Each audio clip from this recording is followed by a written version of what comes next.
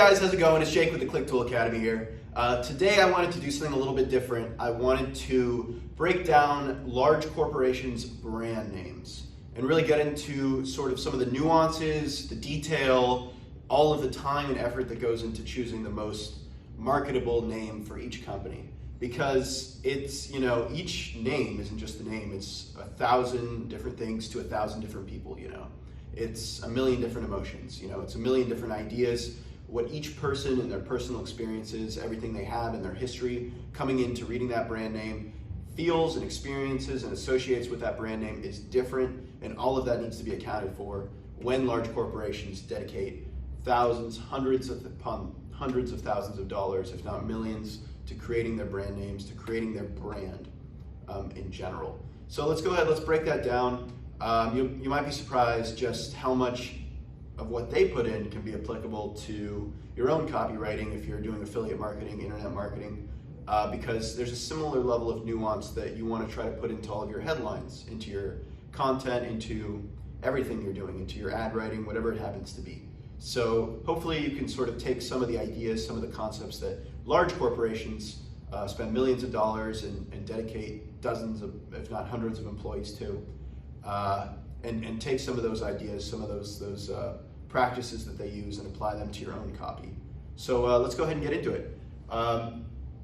Break down brand names. There's 3 steps that are used when a company is creating their brand name. Let's say they just started.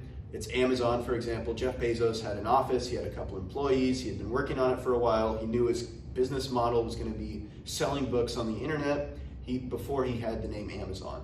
So after he had everything set up, he had to create his brand name. And when you're choosing your brand name, the first step is deciding what type of brand name you want to use. What sort of emotional outlet are you going to apply? One way you could use is eponymous brand names. That's going to be a brand name based in the idea of sort of a cult figure, a legendary figure, and applying their mystique, their persona to your brand. For example, Disney, right? Disney is a brand built around the idea of Walt Disney, this legendary creative who changed television and movies as we know it today. And by capturing that in their brand, they have a certain magical quality that a company like Time Warner might not have, because Walt Disney is just such a recognizable figure. He's so well known. He's, he's so well respected in a lot of fields, and ultimately that comes out in the brand name Disney. Another example would be Tesla, right? Nikola Tesla was revolutionary. He changed the way that electricity functioned. He was, so fundamental, invented hundreds of things, was just considered by many to be the smartest and most important man of his era. And even though he has nothing to do with the current company, Tesla, he died, decades before it was formed. By using his name, Elon Musk is able to associate that sense of revolutionary invention, that sense of changing what was believed to be possible and introducing ideas that many believed were hundreds of years away today. And that's kind of what Elon Musk is all about in the Tesla brand, and that's what he captures in that name dedicated to Nikola Tesla. So as you can see, that's one angle you could take. You could also go for a descriptive angle. American Airlines, for example, the Home Depot, right? The American Airlines, that is an airline that is American. The Home Depot, this is where you get everything for your home. This is the location for that. The issue with those names, if you can lock one of those down like that, great. It says exactly what you need it to say. It's going to, you're going to have to build more of an emotional brand than if you were to already choose a well-known figure like Disney, right? If you were today, if Disney didn't exist, but Walt Disney did, and you could name your company Disney, or you could name it movie making company, right? Even though movie making company is going to be fluid, it's going to be easy to understand what you do, it's going to lose a lot of that emotional mystique that comes with an eponymous name like Disney. Of course, they're also very hard to copyright. So if a company's doing that today, that's going to be a challenge. But those can still be very, very powerful, very, very, straight to the point names if you're able to capture one and build a brand around it. An alternative to that would be an abbreviated name, a name that is an acronym, like KFC, right? KFC was a smart marketing move because Kentucky Fried Chicken which was a very descriptive name, sounded unhealthy, so they switched it to KFC. That's very easy, very straightforward. Similarly would be like HSBC, it's a bank, I believe it's the Hong Kong, Singapore bank, and they wanted to branch out to an international market, and to do that, they changed their name to the acronym HSBC, because it was more general, it applied more to a more international market, whereas the other name might have been seen as inappropriate for an international market, as more specific to a part of the world. You know, in Europe, you're not going to necessarily, you're going to go for, if you are living in France, you're going to go for the French National Bank over the Hong Kong, Singapore Bank. It's either Hong Kong, Singapore, Hong Kong, Shanghai. I'm not 100% sure, but it's one of the, you know, the point still stands. So you can see acronyms can be a very effective way to modify your brand, or you can just approach it straight out the gate with an acronym. You know, it's an effective strategy. Oftentimes, it is a way to rebrand a descriptive brand name. Another type of brand name is going to be names that are associative, names that you associate some concept with. For example, you have Red Bull, right? Red Bull is all about energy. They're about pushing forward. They're about the ferocity and angry energy that is associated with a bull that's been exposed to something red, right? A Red Bull is angry. It's going to run at that thing in the arena when the Spanish, you know, I forget what it's called, whatever it's called, Matador. When the Matador holds the thing, you know, that's the idea is there. It's associated. It's a concept. And those names often are the best for emotional subconscious triggers, right? You don't think about that when you see Red Bull, but your subconscious does, right? You're not actively thinking Red Bull. Red Bull is angry, it's ferocious, it's strong, it's powerful, it's got a lot of energy. Therefore, this drink is going to give me the energy of a Red Bull. It's more of something that you subconsciously experience. And those names can be incredibly effective, and they capture a lot of what I'm going to get into now in step 2 in a minute here.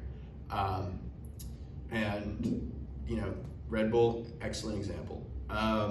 Finally, before I get to step 2, we have names that are non-English. And these names can be very effective, but they can also be very dangerous if you don't know what you're doing. You know, you have a brand like Hulu, right? Hulu it's a bowl, I think, in an Asian language, maybe Chinese, I forget. But you know, you don't really think of that, but it's a word in another language. Lego means play together in Danish. You know, it's these type of names. They are descriptive. They can be descriptive. They can be associative. They can be acronyms. Whatever it is, they often hold on to their, you know, with Lego, for example, that's holding on to that Danish root. That's providing that sense of connection to where Lego originates and giving that sense of mystique that comes with it, especially to foreign markets. And those are kind of the main brand name types, which brings me to step 2. Once you've sort of decided what brand name type you're going to go with, you got to make sure that you're not just representing something for the sake of it, because what people look for in a brand name isn't going to be just the name. It's not just the name, all right? It's going to be the idea, the emotion that comes with it, right? With Nike, for example, right? Nike is about winning. It's about going out there, taking action, and accomplishing your goals, right? And they get that from the name, right? It's Nike, that is the emotional attachment that comes with it, with the swoosh, you know? That's what you're thinking when you see that. You're not just thinking Nike, made up word, or whatever, you know? Similarly, with Apple, right? Apple is very clean, very simple. You think of Apple, you associate it with a simple, straightforward brand, right? This is a simple design, easy to use. You're gonna be able to effortlessly use their technology to accomplish whatever goals you set before yourself. So understanding that is incredibly important. The brand name is about the idea. It's about the emotion that comes with it. So whatever type you choose, whether it's descriptive, whether it's associative, acronym, you know, whatever name you choose, whatever type of name you choose, you need to make sure you can associate that idea and emotion that you're trying to capture in your business model. So that's step 2. That's very important that you do that. Step number 3 is sort of a straightforward and a simple one, but it brings me back to watch the language barrier. Now, whether your name is in your language or it is in another language that you're using as a part of your brand, make sure that You know, you're not accidentally saying the wrong thing. There was I believe it was definitely Northern European brand of toilet paper that had the name, well, I'll put it right here. But as you can see, oftentimes there can be a language barrier that sometimes won't work out, and this brand didn't do too well in the United States. Likewise, Sprite ran a campaign. Yeah, it was Sprite ran a campaign in England trying to get to their product. Or no, sorry, it wasn't Sprite. It was Dasani. It was another Coca-Cola product. Dasani ran a campaign to get their water pumped up in England, and they used the word spunk. You know, you're spunky, you're cool. Well, that has a very different meaning in England, and suffice to say, the brand was unsuccessful when it ran ads like this. Which, if you're familiar with the meaning in England, you can go look it up, but it didn't play well to the thirst of the English audience. So as you can see, you know, you need to make sure that your brand is applicable if you want to grow into international markets at some point. So that's the 3 steps that go into large corporations choosing their brand name. Hopefully you learned something from that. Hopefully you can see that there's a lot of stuff that goes into it. Most of it, again, is about these central, specific concepts that are the main focus of any good copywriter, and those are focusing on emotions, focusing on empathy. Empathy is at the core of moving people. If you understand them, you can move them, and that is the biggest, most key component to becoming a successful marketer, copywriter, is through empathy. All right, so don't forget to like, comment, and subscribe. I hope you learned something. If you're interested in the Click Tool Masterclass, all-inclusive, most comprehensive course on affiliate marketing on the market today, combines both a structured, detailed set of video lectures with a custom-tailored mentorship experience over the course of a year. Definitely check it out. It's in the description below. If you're looking into using ClickTool as a software, link is also in the description below. And check out some of the other videos on the channel here. All right, thanks for watching.